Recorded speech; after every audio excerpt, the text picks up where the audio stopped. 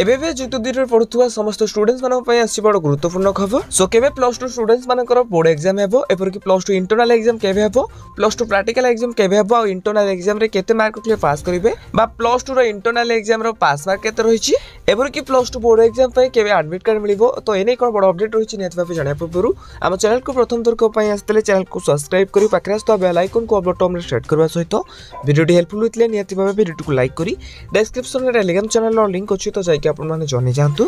So fast कथा होछि कि इंटरनल एग्जाम केबे हो, तो जे मानकर इंटरनल एग्जाम रे प्रैक्टिकल नै तो तांकर 22 रु 31 डिसेंबर से मानकर परीक्षा हेबो जाउछि।